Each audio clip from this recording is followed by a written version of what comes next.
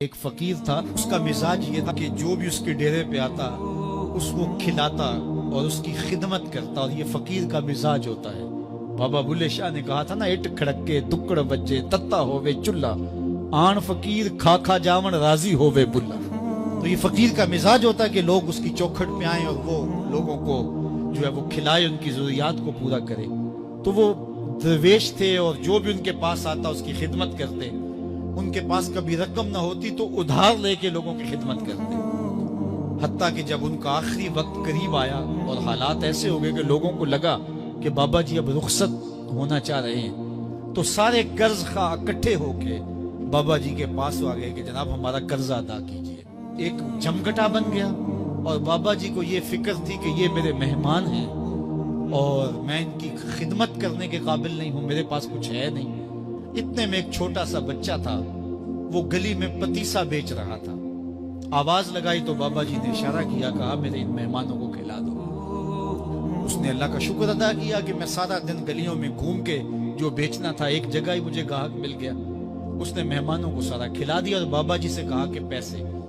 تو بابا جی کہنے لگے بیٹا بیٹھ جاؤ۔ بیٹا بیٹھ گیا۔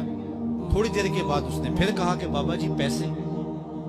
تو بابا جی نے کہا یہ سارے پیسے لینے والے بیٹھے، جب ان کو دوں گا تو آپ کو بھی دے دوں گا، آپ بھی بیٹھ جائیں۔ تو وہ یتیم بچہ تھا، اس کی بیوہ ماں نے اس کو تھوڑا سا پتیسا تیار کر کے دیا تھا، وہ روزانہ صبح دیتی تھی، وہ بیچ کے آتا تھا، اس سے گھر کا چولہا جلتا تھا۔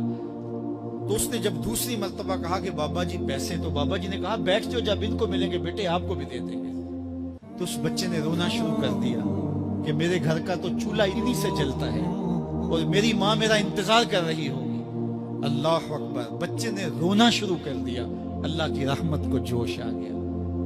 کوئی شخص بابا جی کے لیے نذرانہ لے کے آ گیا، وہ تھیلیاں پیش کی، بابا جی نے بچے کو دیا، جتنے بھی قرض خواہ تھے سب کو دیا اور شکریہ ادا کیا۔ کہا جاؤ۔ وہ سارے قرض خواہ بولے ہم صبح کے بیٹھے ہوئے تھے، یہ نذرانے والا پہلے کیوں نہیں آیا؟ کہا پہلے تم میں کوئی رونے والا نہیں تھا، ایک رونے والا آیا، سب کا کام بن گیا۔